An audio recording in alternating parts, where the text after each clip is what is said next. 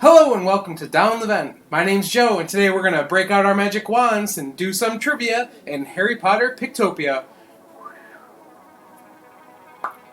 Let's check it out.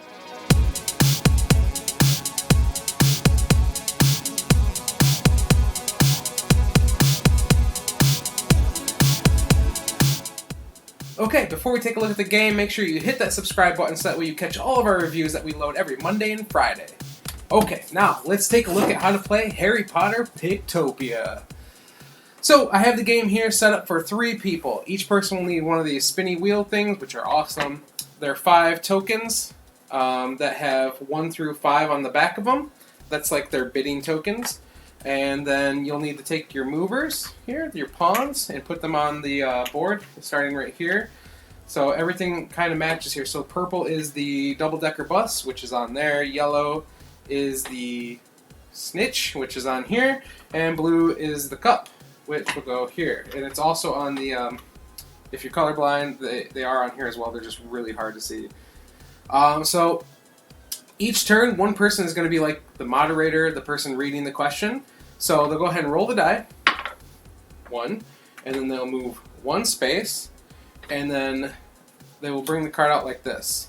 Now everyone is going to take a look at the card. See here you have some pictures on there, like Hagrid and some people playing Quidditch and stuff like that. And everyone's going to look at the card and the 4 pictures on it, and they're going to bid on what they think they can get. Not the purple player, the yellow and the blue. So I just grab one randomly here. We'll just put those like that. And then you will look at what type of question is going to be asked. This is a solo pick question. And you will flip over the card and you will read that question. So see, there are 5 different questions on the back here. The top 3 are actually group questions that the 2 other people, the yellow and the blue, will work together to answer. The bottom 2 they're a little different. Like, we'll just go over it right now. So the solo pick 1. I will read the question. Which one of these modes of transportation does Hermione Granger use before the battle at the Department of Ministries? So then everyone will get to look at the picture here, and they'll actually pick which one Hermione rode. So they're going to take their dials, and they're going to say, oh, what did Hermione ride before the battle? Oh, was it a broom? Was it Hagrid's motorcycle? Was it the, I can't remember what they're called, like the undead horse things? We're going to go with that. And this person's like, I have no idea. I like Hagrid, though, so I'll pick D for Hagrid. So you spin your little dial, you flip them face down like that, and then you'll go ahead and flip them up once everyone's done, and the host will read the answer. So the answer was B. It was the undead horse thingies. I wish it gave the names of them here. That'd be kind of cool. Oh, it does. The Thestral. There we go. Thestral. So the yellow player got it right. So they'll flip over their thing, and luckily they knew a lot about it. They actually get to move 5 spaces on the board. The blue player was wrong, so their 3 just goes to waste. Those are out of the game. So no one gets their tokens back until one person is completely out of tokens. So after you've placed your last token, they'll go away. When you need to play another token, everyone will take their tokens back and be refreshed. So that's it for the purple player's turn. So play is passed to the blue player. We'll go ahead and roll the die here. They get a 3, 2, 3. And it's a different type of question here. So see, this one's got 2 silver star coins on it. So we'll go ahead and grab this, and then the yellow and the purple player will get to look at the pictures here and say, oh, that's Draco, that's Remus, that's Molly, that's Dumbledore. I know all of them. They're all holding wands, so yeah, I'll bid whatever. They'll put their coins down then, what they think they can do. And now this is a pick 2. So we're going to go ahead and flip it over, and I will read the question to the purple and the yellow player. It says, which 2 of these characters witness Severus Snape casting an unforgivable curse? So you'll go ahead and look at that, and the yellow player is like, oh, I know this. And they're actually working together with the purple. They have to put the answers on their little dials here, and they have to have both answers correct to score points here.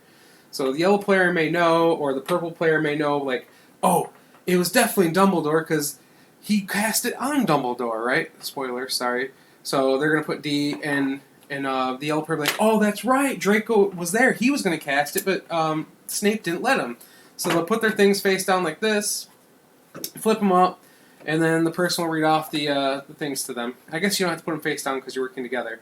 But they got A and D, so they're right. So they'll both flip over their coins here.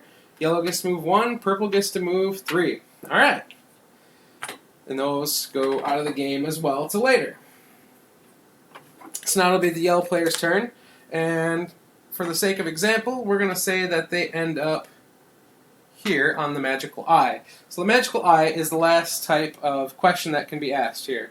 So you'll put it face up, and you'll see that it's 4 containers, 3, it looks like a purse, a teapot, and 2 suitcases there. So I'll show it a little bit closer so y'all can see.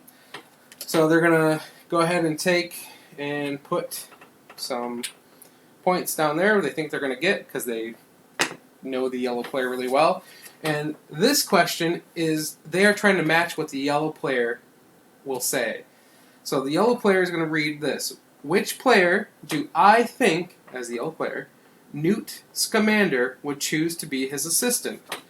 So for this question, you're not actually, it has nothing to do with the back of the card. Like, you're not going to be using the pictures to answer. You're actually going to use the other parts of the dial here that have the player's colors and pawn pieces in there. So that's blue, green, yellow, purple. So as a yellow player, I have to secretly choose blue or purple, who I think would be chosen as the assistant. So not knowing anything, I'm going to choose blue. Purple says, oh yeah, yellow is definitely going to choose me because I'm awesome. And blue is like, well, I'm going to choose me because I'm awesome. And then everyone will flip up, and they'll see that I actually chose blue. And so the blue player was correct, and they'll get to move 1 spot.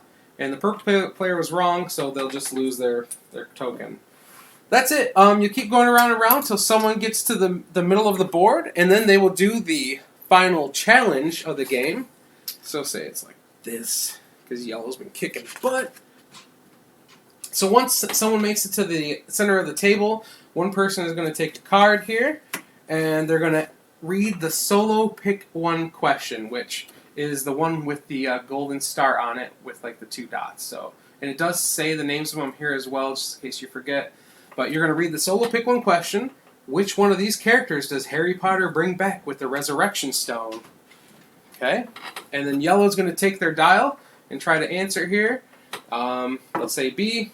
The answer was actually C, so they are wrong. So they'll actually, next time they move, they'll have to keep going around the board, and it'll take a little bit before they get a chance again. So then purple and blue will have an opportunity to win the game before yellow may even get back there again. If 2 people land there at the same time because, say, they both flipped up their tokens and they moved enough at the same time, then the yellow player would read one off, the same solo pick 1 question. They'd both set their answer, flip it up, and whoever gets it right wins the game. And even if more than one player gets it right, they both win the game together. So it's a trivia game that can have more than one winner. Yeah, that's pretty much how you play Harry Potter Pictopia. Let's go ahead and head up and see what I think about the game. Okay, so what do I think about Pictopia Harry Potter Edition? Well, I'm not a huge fan of trivia games. I like how this one flips the trivia game on its head, and instead of always trying to answer the questions yourself, you're looking at pictures to get an idea if you think you can get the answers correct. Then you're bidding from 1 to 5 with your coins to see if you think you can get it right. You want to bid higher, because then that's how many spots you'll move around the board. The first person to get to the end of the board and then make it through the final challenge wins the game. So you still have to know some sort of trivia to get through that. But most of the turns you're going to be working as a group to answer the questions, which is really interesting because you're banding together, and maybe you don't want them to get it right if you only bid a 1 and you're thinking they bid 5, so you can kind of like try to throw people off, you know? And being able to see the pictures before the question is kind of interesting as well. Like, if you see 4 animals and you're like, oh yeah, I know what all 4 of these animals are, so I should be able to pick out something about them. Like, I know a decent amount about them, so if they ask questions, I'm going to be able to answer them. And then the other questions where you have to try and guess what the moderator for that turn is going to choose for the question, like who is most likely to become a Death Eater or something like that. I like that. It doesn't rely solely on trivia. It relies on some pushing your luck and putting the right coin down at the right time. If you think you know someone well, then you can guess what they're going to guess and not even need to know anything about Harry Potter. But yeah, it's a fun game. It didn't feel like trivia to me. Usually I dread trivia games, so did not feel like that at all to me. the Harry Potter theme, I mean, there's some pretty deep cuts in there with questions about Harry Potter. So if you're a huge Potterhead, I believe that's what they're called, then you're gonna love this.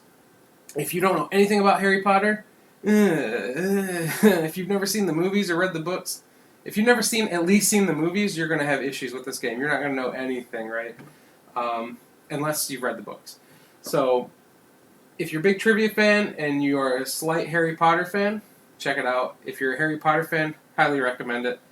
If you're a Harry Potter fan that also enjoys trivia, why don't you own this game already? It's perfect for you. So yeah, it's very enjoyable. I liked it. I was surprised by the mechanics, and you should definitely check it out. Until next time, my name's Joe, and you've been watching Down the Vent. Bye!